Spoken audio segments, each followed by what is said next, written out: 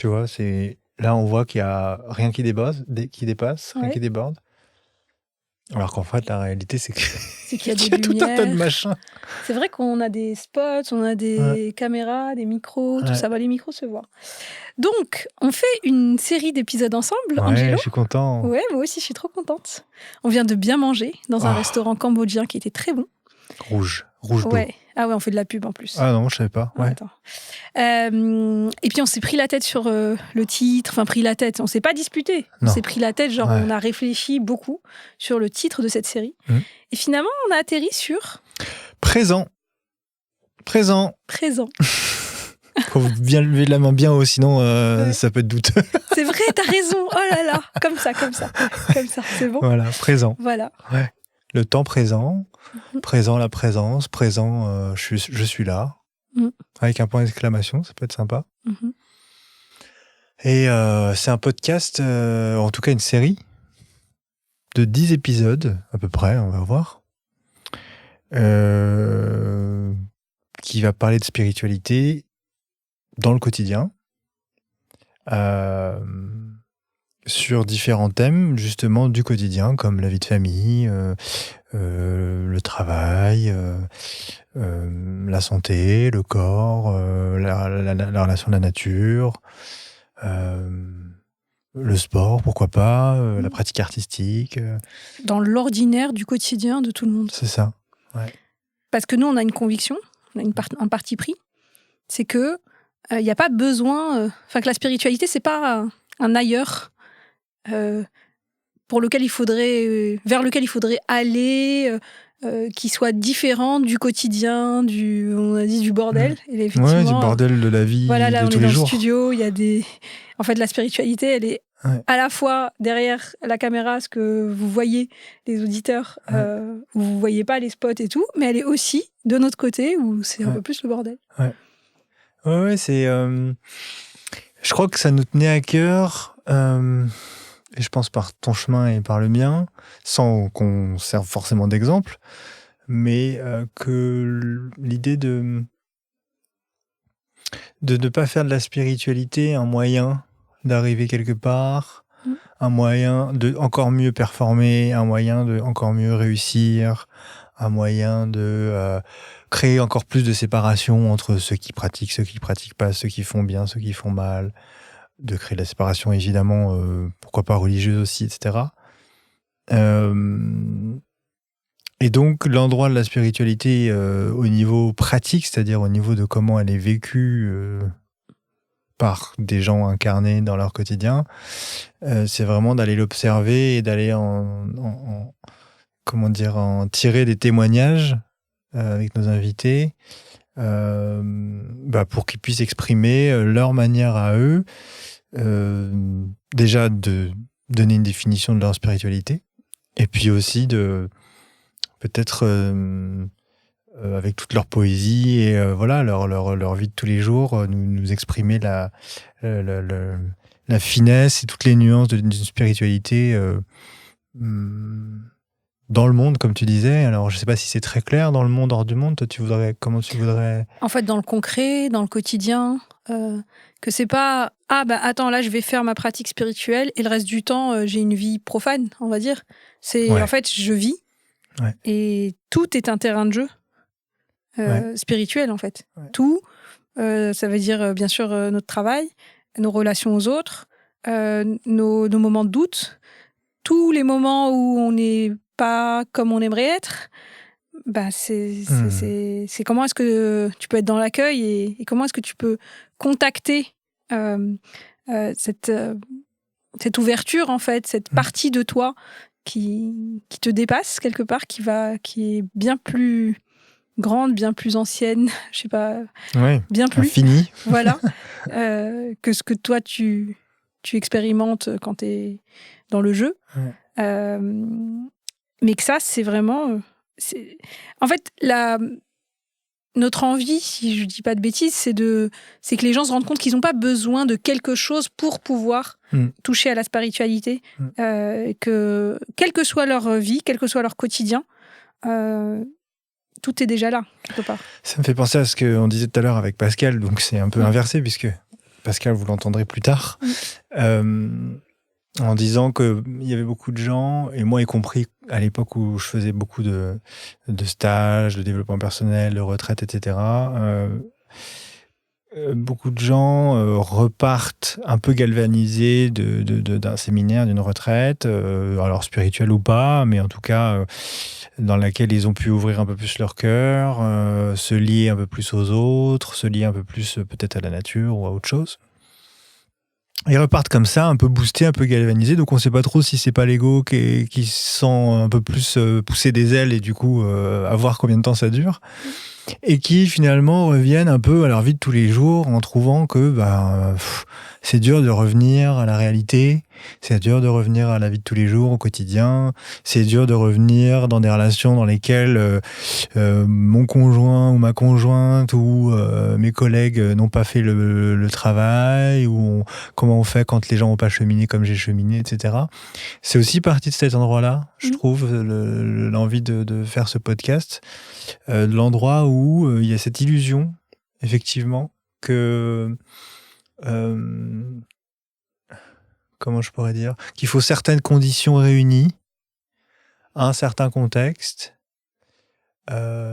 pour pratiquer, ou en tout cas pour vivre de manière spirituelle, quoi. Pour contacter ça, quoi. Cette présence, oui, je suis quoi, d'accord, exactement, cette présence, exactement. Qui est tout le temps là, en fait. Et c'est exactement ça. Et puis aussi, tu vois, quand tu dis, donc déjà, voilà, pas utiliser la spiritualité comme un énième outil de performance, etc. Donc ou d'image. Voilà, ou d'image. Et puis du coup, parce que l'écueil aussi, c'est ce côté, moi j'appelle ça le tourisme spirituel. Je vais faire une retraite, je ne sais où, et puis alors là, je vois la lumière, hein. C'est fabuleux. Et après, je reviens dans mon quotidien, et effectivement, je trouve que mon quotidien est fade, et que les gens sont pas comme il faudrait, et que mon quotidien n'est pas comme il faudrait pour que je puisse rester dans cette présence. Soit j'oublie en fait ce que j'ai senti, compris, et je reviens comme en 40, comme j'aime bien dire. Genre, ça repart vite, quoi. Voilà, donc c'est pour ça que là, c'est du tourisme. C'est cool, je suis partie en vacances à Spiritual Land, et je suis revenue, quoi. Et donc, l'invitation, c'est de se dire, t'as besoin d'aller nulle part, t'as pas besoin forcément d'avoir tout compris sur toi, d'avoir fait le travail, qu'il y a, quelque part, il y a besoin de rien. Ouais, mais une fois qu'on a dit ça aux gens. Ça, après, c'est sûr qu'en fait, on n'est pas non plus là pour donner une méthode de spiritualité pratique, ni une recette. On va pas inviter des gens qui vont nous dire quoi faire ou comment faire. C'est plus pour essayer de sentir différentes couleurs déjà de spiritualité, de manière de vivre sa spiritualité. Et plus on aura des couleurs variées sur des thèmes variés, comme effectivement on l'a dit tout à l'heure, des thèmes du quotidien, la famille, le travail, la sexualité, la cuisine, le sport, les arts, peu importe, le corps, la santé. Et plus on pourra peut-être se rendre compte, et ça on verra au fur et à mesure des épisodes, qu'en effet c'est partout tout le temps, avec aussi cette... peut-être cette idée que je constate souvent que il a un peu dit aussi tout à l'heure, Pascal, il a parlé de la volonté.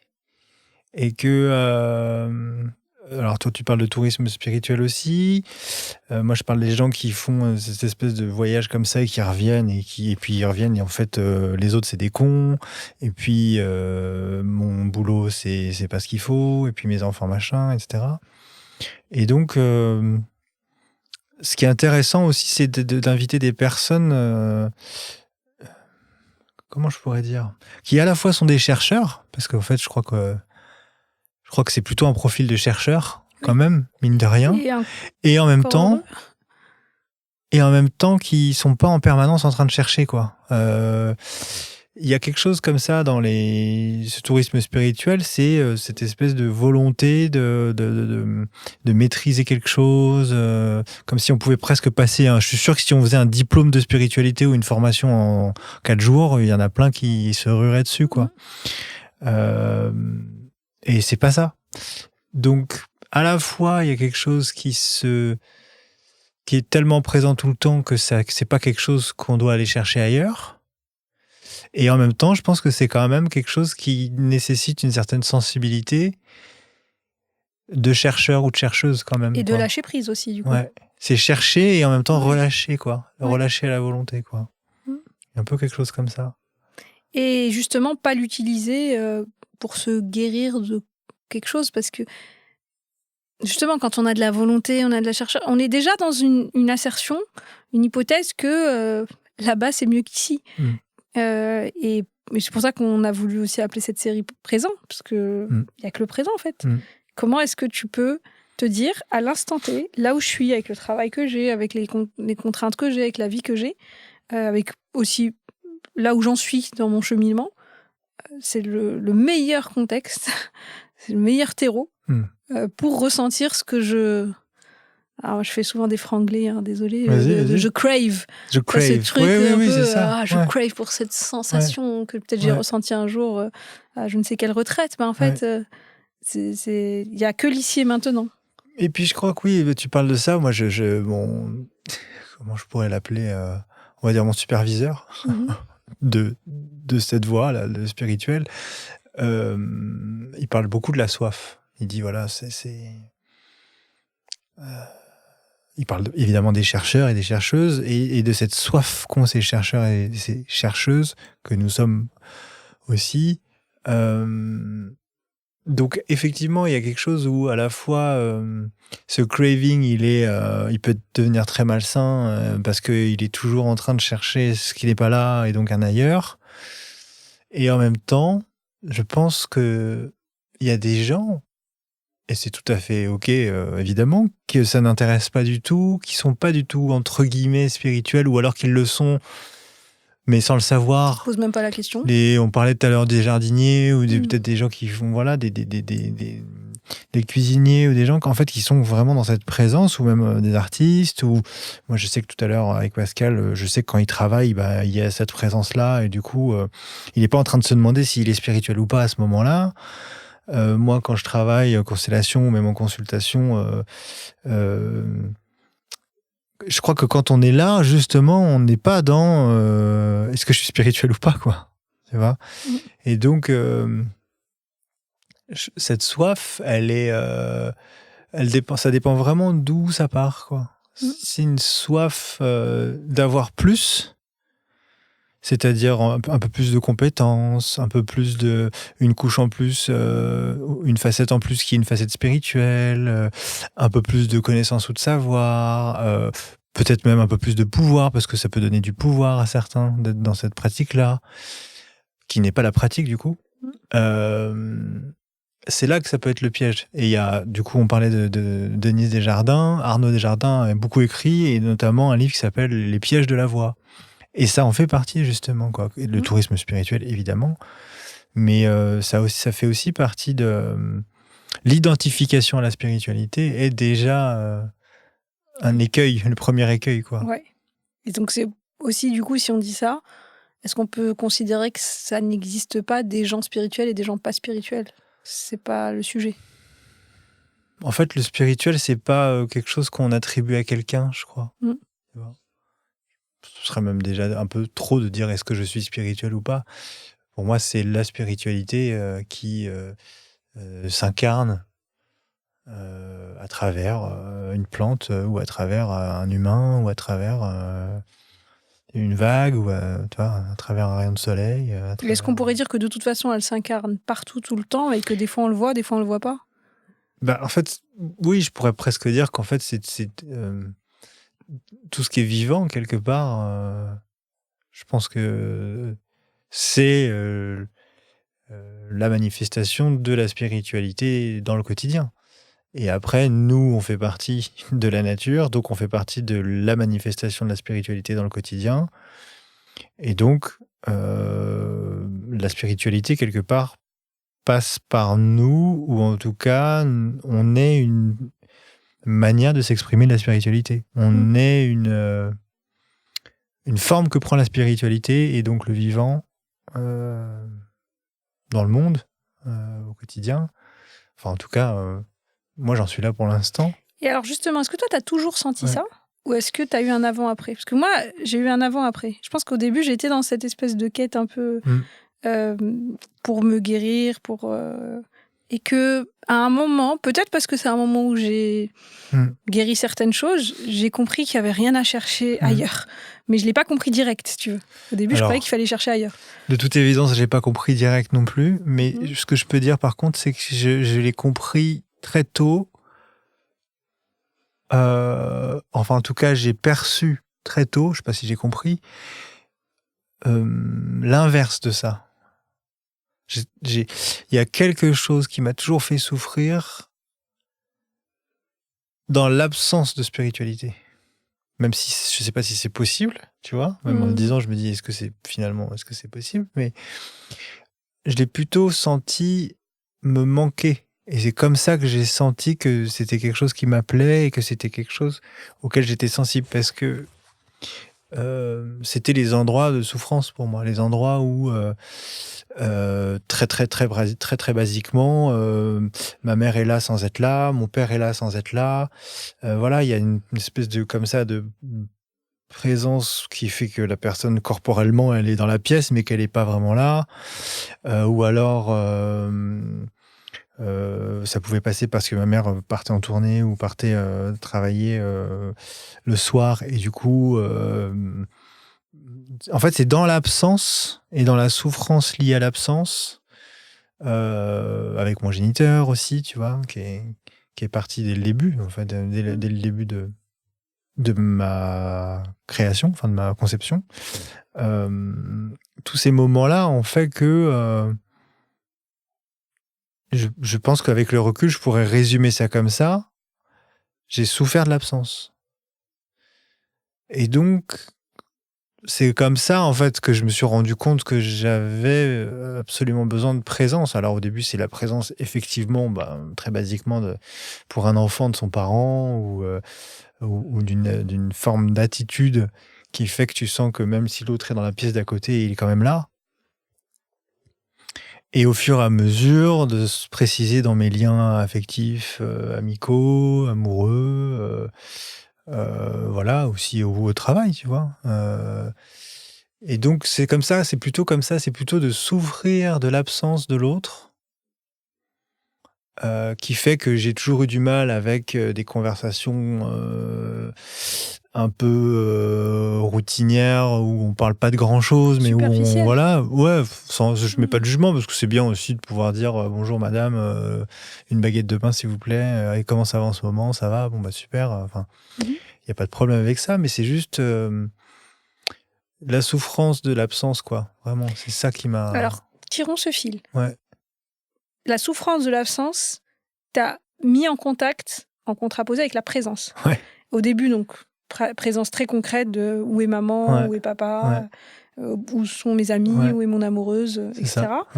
Et petit à petit, c'est allé vers une présence qui dépasse, enfin qui parfois s'incarne dans un autre être humain, parfois va s'incarner aussi dans une réussite, un travail, whatever.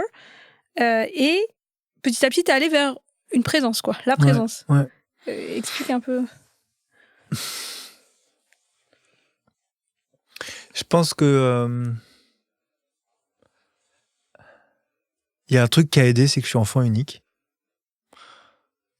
Ça, je pense que intuitivement, quand t'es que avec des adultes, et que t'es dans ta chambre et que tu dois t'occuper, y a quelque chose qui se développe déjà de manière un peu spontanée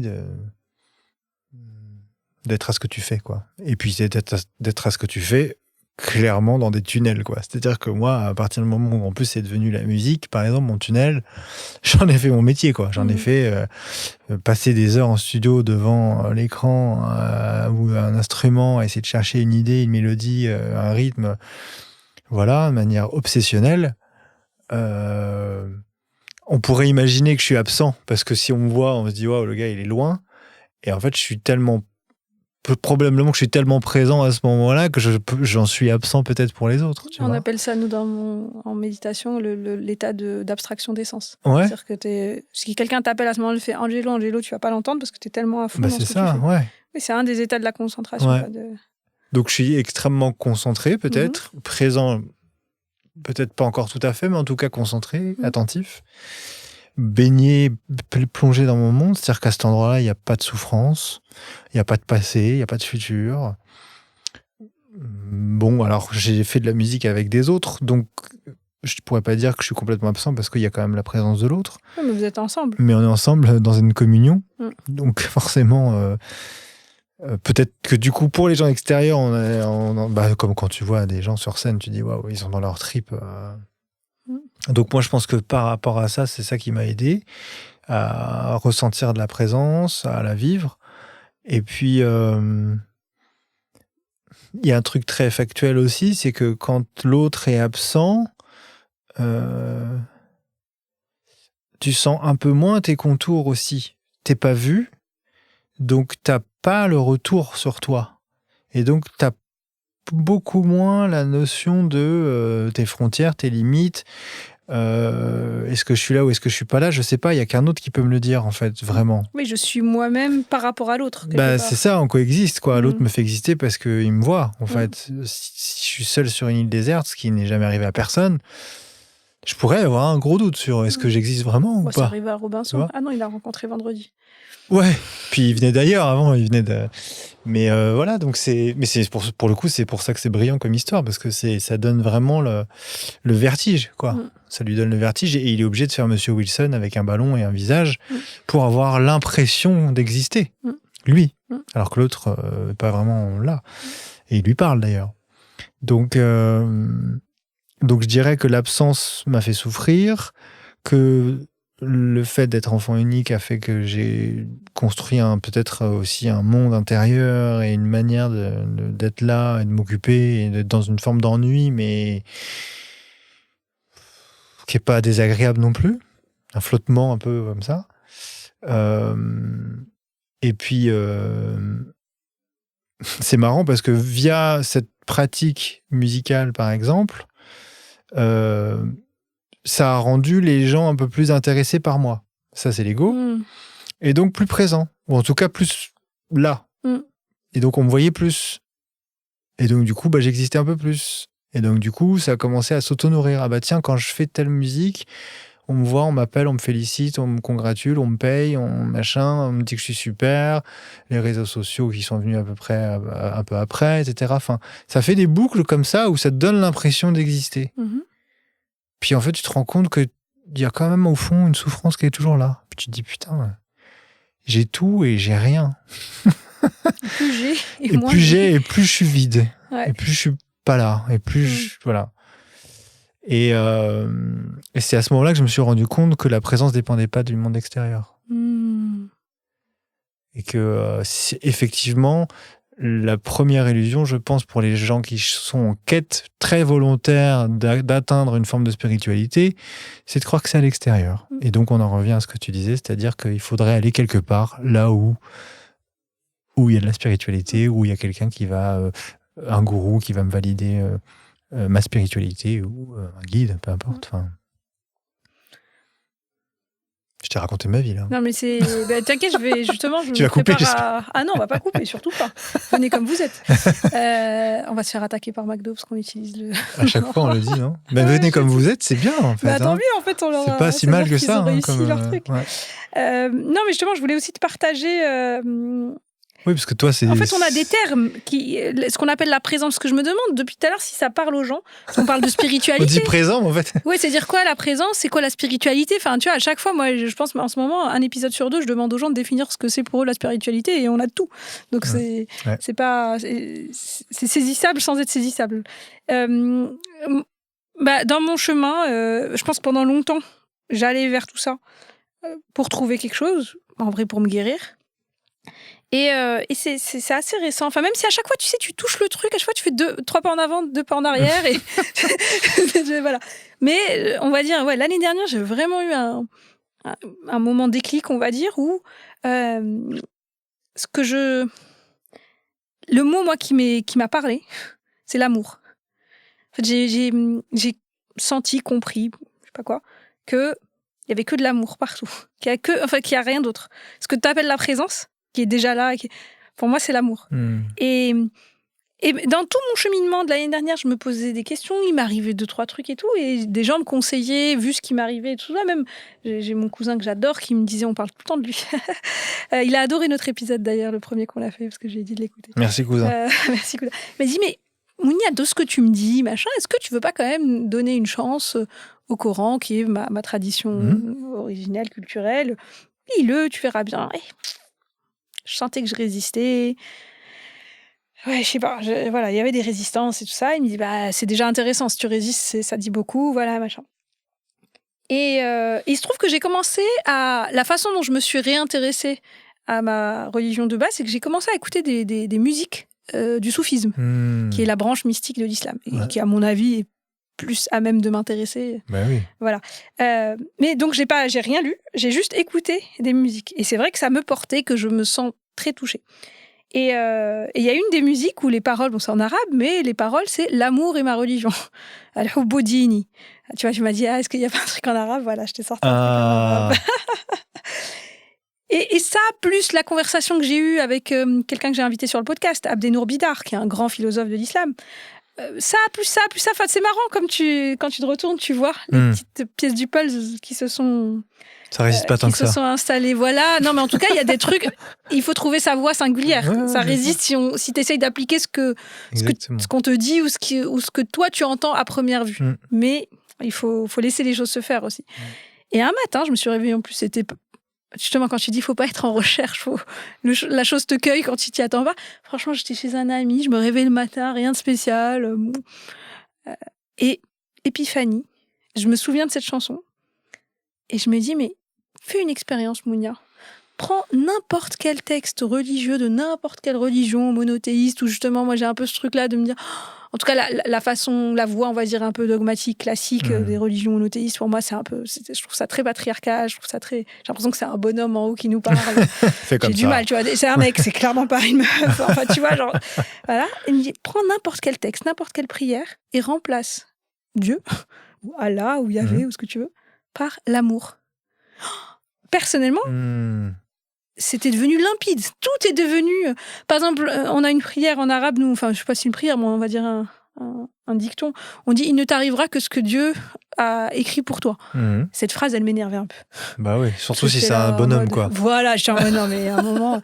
Et par contre, quand je me dis, que je le dis en arabe ou en français, « Il ne t'arrivera que ce que l'amour a écrit pour toi », moi, je suis... Ah, vas-y, je prends. Tu vois ce que je veux dire ? Et ça a tellement fait feu d'artifice dans ma tête, même par rapport à... Moi, dans mon yoga, je suis dans une approche, donc la de Rose Méthode, qui est une approche tantra. Alors, tantra, les gens connaissent juste la partie tantra, c'est pas que la sexualité. Clairement pas. Voilà, c'est en fait, littéralement, alors j'espère que je dis pas de bêtises, que ma prof... mais littéralement, ça veut dire matriarcal, sensoriel, non répressif. Donc, c'est une approche très... Et donc, tiens... C'est que de l'amour, en fait. Il y a de l'amour partout. Et depuis, je suis très, très apaisée. Justement, je suis beaucoup moins à chercher un ailleurs. À me dire, il y a de l'amour dans ce verre d'eau. Il y a de l'amour quand j'engueule mes enfants et que je suis pas fière de moi. Il y a que de l'amour, en fait. Ah ouais, mais on parlait d'accueil tout à l'heure, tu vois. D'horizontalité aussi, de quand le cœur s'ouvre, il s'ouvre vraiment à l'horizontale, quoi. Il est vraiment... Il prend tout ce qu'il peut prendre là comme ça sur les côtés, quoi, et puis derrière aussi, et puis devant. Donc après l'amour, il y a quelque chose qui me je suis de plus en plus à l'aise avec ce mot. Il y a un petit côté cheesy. Il y a un côté cheesy, mais c'est pas tant le côté cheesy, parce que je suis assez cheesy.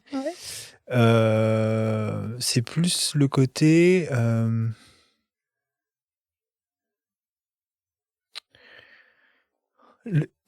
le côté humanoïde de l'amour. Alors, je ne le perçois pas comme ça. L'amour, j'ai besoin que ça soit pas que humain. Mais tu vois, la perception que j'ai, elle n'est pas du tout humaine. Ouais, voilà. Alors que pour moi, l'amour, c'est genre des gens peuvent s'aimer. Ah oui, Tu non, vois, pour moi, ça, c'est une un toute humain, on petite peut partie aimer un de autre l'amour. humain. Et puis, dans cette assertion, il y Pas a amoureux, hein. j'aime ça et j'aime Ouais. pas ça. En plus, ouais. Non, justement, là, et d'ailleurs, je peux même pas l'expliquer parce que je le sens physiquement. Bah ouais, C'est il l'a que- dit, hein, c'est corporel. Hein. Ouais, voilà. Ouais. Mais du coup, j'ai Ouais. pas les mots. Pour moi, là, quand je parle d'amour, c'est. Ouais. Et d'ailleurs, les pires saloperies de l'humanité, c'est de l'amour. Ouais. Ouais. C'est pas juste mais ça c'est bien, ça Ouais, c'est de l'amour. ouais. Et ça, c'est Ouais, pas de l'amour. ouais. Tu vois ce que je veux dire? Il y Bien a un sûr. truc beaucoup plus. Ouais. C'est juste, après, encore une fois, c'est ça qui est intéressant. C'est peut-être que pour moi, ce terme, ce langage me parle. D'autres vont appeler ça l'univers, d'autres vont appeler ça Dieu, d'autres vont appeler ça la présence.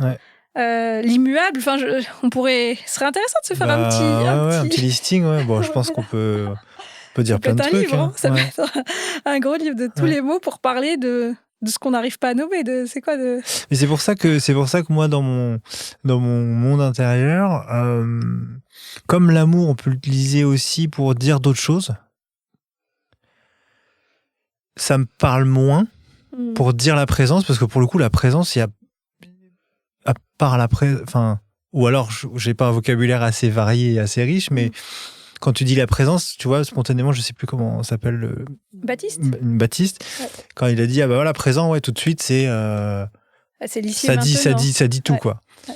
L'amour, du coup, c'est tellement vaste dans mon inconscient et ma culture que du coup, effectivement, j'ai plus de mal à l'utiliser pour dire la même chose, même si je comprends effectivement pourquoi on l'utilise et pourquoi il te parle, ce terme.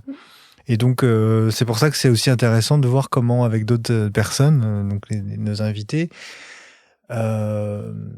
quelque part, on va pas chercher de réponse, on va pas chercher à conclure sur c'est quoi la spiritualité, c'est quoi l'amour, et qu'est-ce qu'il faudrait faire ou pas faire. Pas non plus dire, voici les bonnes pratiques ou les recettes. Ou les mauvaises pratiques, mais plutôt de justement, en fait, je crois que c'est plutôt l'idée d'élargir au maximum en quoi ça se vit au quotidien donc et c'est d'autant plus important que il me semble qu'il y a quand même un fort déclin, alors d'un autre terme qu'on n'a pas dit d'ailleurs tout à l'heure non plus avec Pascal, qui est la foi.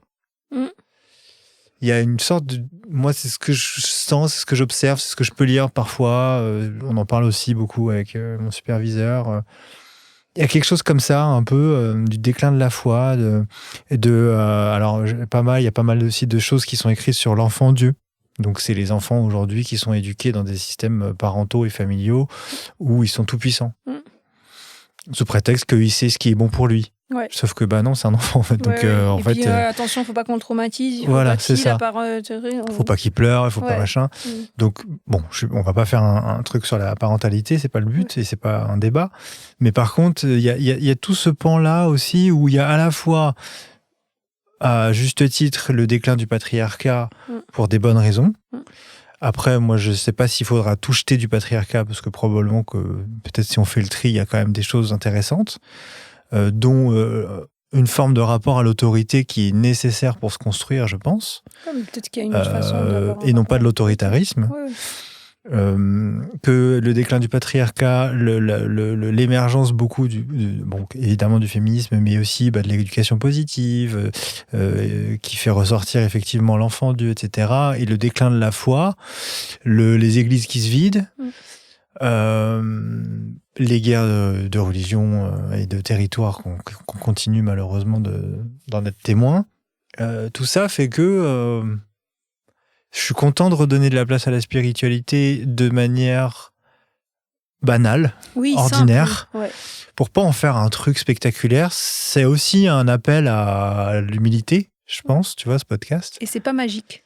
Et c'est pas magique, et c'est pas mystique. Par contre, c'est pas parce qu'on n'arrive pas tout de suite à lui donner du sens ou une explication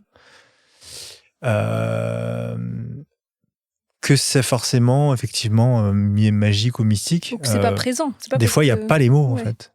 Moi, je vois ça en psychothérapie. Il y a des fois où il se passe quelque chose et voilà, en fait, la présence à ce moment-là, ça va être de rester avec ce qui est en train de se passer, tout en ayant un peu l'anxiété qu'il n'y a pas les mots et que ça fait pas sens et qu'on comprend pas ce qui se passe, mais d'y être, quoi. D'y être et d'y rester, de lâcher prise. Ouais, c'est ça, c'est une manière de lâcher prise. Mais c'est comme d'hab, quand tu cherches à lâcher prise, Oui. en général, Comme quand on ça, te dit, tu t'accroches. T'énerve pas. Bah oui, ça. Qu'est-ce que nos auditeurs, si on devait leur donner un peu de nos auditeurs, nos auditrices, qu'est-ce qu'ils peuvent s'attendre à recevoir de cette série, même si on vous promet rien, mais un petit peu le. Moi, j'ai un souhait, Vas-y. peut-être plusieurs, mais en tout cas un qui me vient là. C'est qu'ils soient surpris de se reconnaître. Que la personne qui écoute se dise « Ah, finalement, peut-être que j'ai une pratique spirituelle quand je fais ça, ou quand je fais ça, ou peut-être que finalement, malgré le tumulte de la vie, le rythme à 100 à l'heure, les gamins, le boulot, le machin, Mes défauts. et ben en fait, quand je fais ça, comme ça, je suis bien présent, bien présente, quoi. » Ouais, j'ai envie qu'ils soient surpris de se découvrir plus spirituel ou plus présent Qu'ils ne le pensaient. qu'il ou elle ne le pensait, ouais. Ça me ferait plaisir. Ouais. J'ai pas la main dessus, évidemment, mais ça me ferait plaisir. Ouais, j'aime bien. Après, ça tend, je pense en tout cas, de savoir que ce contenu va parler de ça. Peut-être que les gens qui me connaissent seront pas surpris non plus.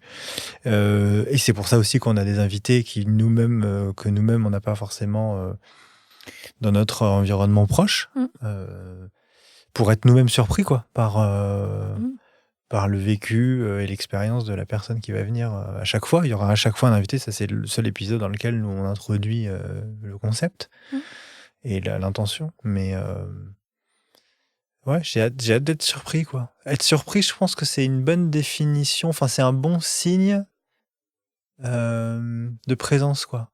Je pense que quand on n'est pas présent, on n'est pas très surpris, pas très souvent.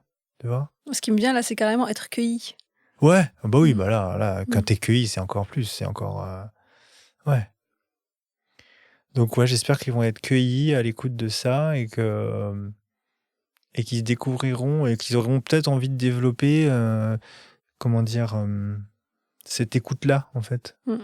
Oui, dans ce qu'ils ont déjà dans leur vie, dans ce qui fait déjà leur quotidien et pas forcément dans ce qui n'est pas. Et après, bien sûr, si ça passe par un séminaire religieux, une retraite de yoga ou une formation en énéagramme ou je sais pas quoi, moi je rejette pas tout ça. Je dis, il y a une manière de le faire, il y a une manière d'y être présent, quoi. Oui, c'est ça. Quoi que tu fasses, en fait. En fait, oui, on n'est pas en train de dire faites plus des retraites spirituelles, ça sert à rien, cultivez vos patates, c'est mieux. On n'est pas en train de dire ça. Non, mais dans tous les cas, essayez, quoi que vous fassiez, d'y mettre une présence. Ouais. Moi, c'est simple, il y a une question, et c'est une question que je pose très souvent à mes patients, c'est où es-tu ? Est-ce que tu es là ou est-ce que tu n'es pas là, quoi ? Et souvent, cette quête spirituelle, c'est déjà le refus d'être là où je suis. C'est vrai, c'est vrai. Oh là là.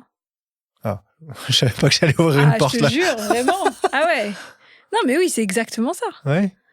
C'est exactement ça. Ouais. Donc, ouais, c'est ça, c'est déjà, voilà. Tiens, est-ce que je suis là ? Avec ça, avec ce qui est là. Donc, parfois c'est de l'angoisse, parfois c'est du vide, parfois c'est de la joie, parfois c'est... Ouais. J'ai hâte de faire tous ces épisodes. Bah ouais. Alors, moi, j'aimerais bien avoir votre avis, pas votre avis, mais en tout cas des idées. Si vous avez des idées de thèmes ou des idées d'invités...